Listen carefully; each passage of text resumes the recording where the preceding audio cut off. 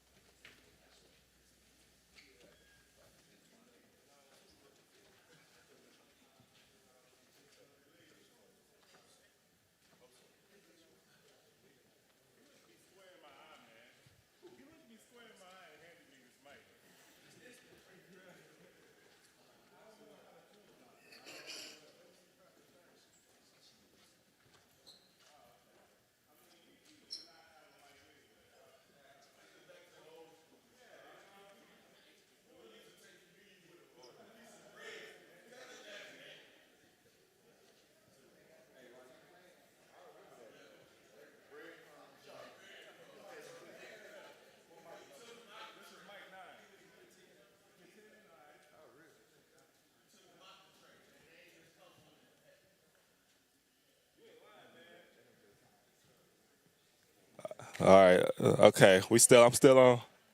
Ain't working either way. Now it wouldn't work. Now it won't work.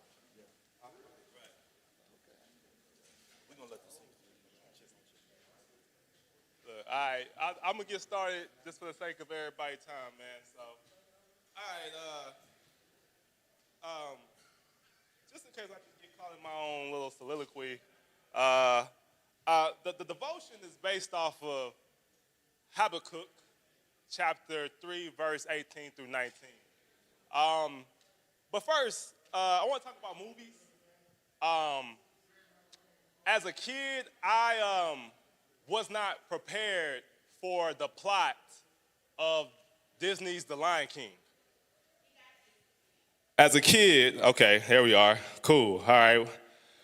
As a kid, I was not prepared for the plot of Disney, The Lion King.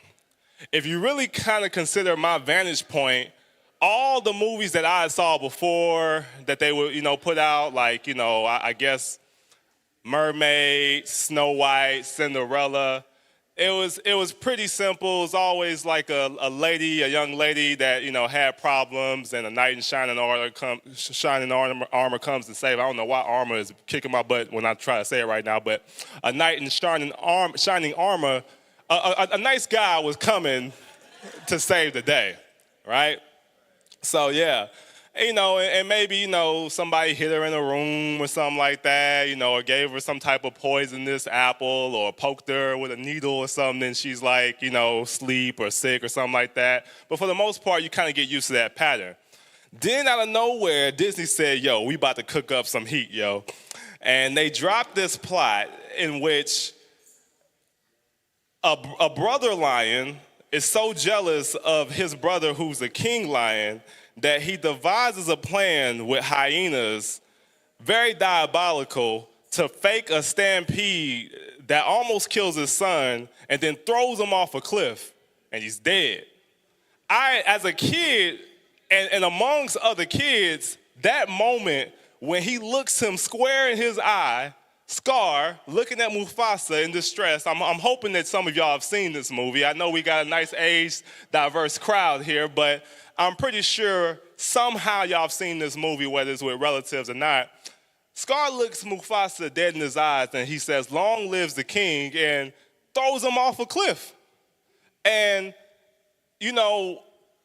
we look at our teachers, the teachers are crying because they weren't expecting that no more than we were. We like, yo, this is kind of dark. Like he talks to Simba, what have you done? This is your fault.